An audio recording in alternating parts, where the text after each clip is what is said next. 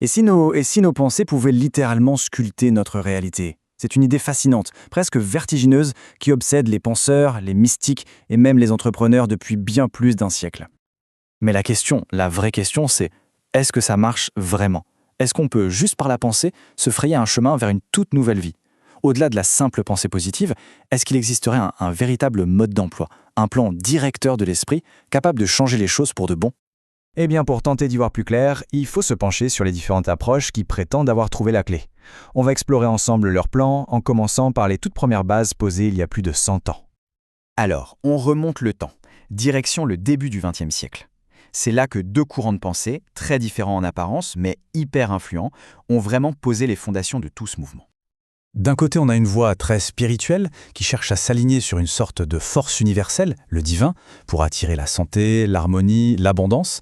Et de l'autre, on a une méthode beaucoup plus pragmatique, presque mécanique, qui se concentre sur la psychologie du succès pour accumuler des richesses bien matérielles.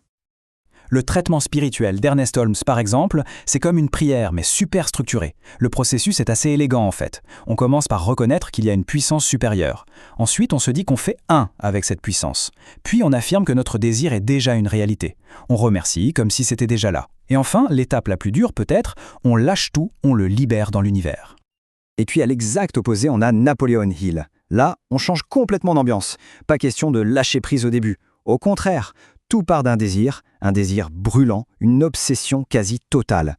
Ce désir, il faut le nourrir avec une foi à toute épreuve, le visualiser dans les moindres détails, le soutenir avec un plan en béton et s'y accrocher avec une persévérance de fou.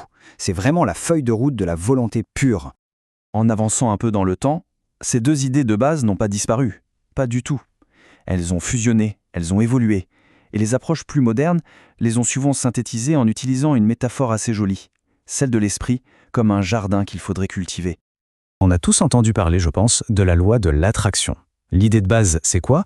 C'est que nos émotions émettent une vibration, une fréquence. Et l'univers, un peu comme un écho, nous renvoie des expériences qui vibrent à la même fréquence. La conclusion de ça, elle est assez radicale. Notre job le plus important, c'est tout simplement de se sentir bien. Et puis, il y a la loi de l'Assomption de Neville Goddard, qui apporte une nuance vraiment intéressante. Ici, le but n'est pas d'attirer quelque chose de l'extérieur vers soi. Le but, c'est de devenir, à l'intérieur, la personne qui a déjà ce qu'elle veut. Le changement est identitaire. On doit adopter l'état d'esprit, le sentiment de son souhait déjà réalisé. Alors, attraction ou assomption, il faut choisir? Eh bien, pas forcément.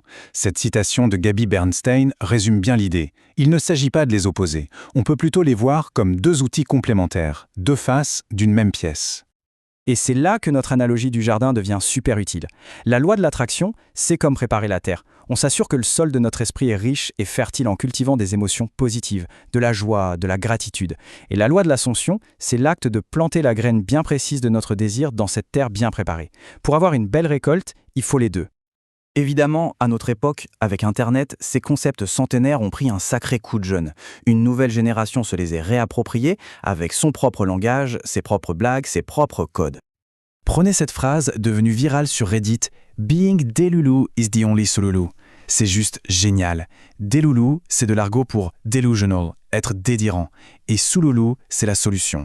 En gros, la seule solution, c'est d'être délirant. C'est une façon hyper moderne et drôle de parler de la foi inébranlable de Napoléon Hill. L'idée, c'est qu'il faut croire en sa nouvelle réalité à un point qui semble complètement fou pour les autres. Et le mode d'emploi qu'on trouve dans ces communautés en ligne est souvent très direct. D'abord, le détachement. Il faut lâcher prise. Ensuite, il faut adopter l'attitude d'un enfant gâté qui sait qu'il va avoir ce qu'il veut. Après, il faut brûler les ponts, pas de plan B. Et surtout, il faut que ça reste un jeu, pas une corvée. Bon, alors quand on met tout ça bout à bout, des vieux textes spirituels au forum d'aujourd'hui, est-ce qu'on peut trouver un point commun? Malgré les différences de style, de vocabulaire, la réponse est oui. Un noyau dur d'ingrédients essentiels se dégage très clairement. Regardez bien ça. Le premier ingrédient, c'est toujours la croyance inébranlable. Qu'on l'appelle foi en Dieu, conviction absolue ou assumer le sentiment, le principe est le même. Le deuxième, c'est l'émotion intense. Il faut ressentir les choses. Et le troisième, c'est l'imagination ciblée, la fameuse visualisation. Les méthodes et les mots changent, mais ces trois piliers, eux, sont toujours là. Et il y a une dernière chose, une dernière couche qui est fascinante dans cette histoire. Ce n'est pas seulement le contenu des idées qui suit un modèle, c'est aussi la façon dont on nous les vend. La structure du récit, elle aussi, est un plan directeur. Si on analyse la plupart des best-sellers de développement personnel, on retrouve presque toujours ce schéma en 5 actes. D'abord, on nous présente un problème et la promesse d'une solution. Ensuite, on explique d'où vient ce problème. Puis, on nous met en condition pour agir. Après, on nous donne le plan d'action concret. Et enfin, on nous aide à anticiper les obstacles. C'est une formule qui a fait ses preuves pour nous embarquer dans un voyage de transformation. Ce qui nous amène à la question finale. Après avoir exploré tous ces plans, toutes ces méthodes, le véritable secret du changement, est-ce qu'il se trouve dans une technique en particulier, ou bien est-ce qu'il réside tout simplement, et bien plus profondément, dans l'incroyable capacité de l'esprit humain à croire en sa propre transformation, peu importe le plan qu'il choisit de suivre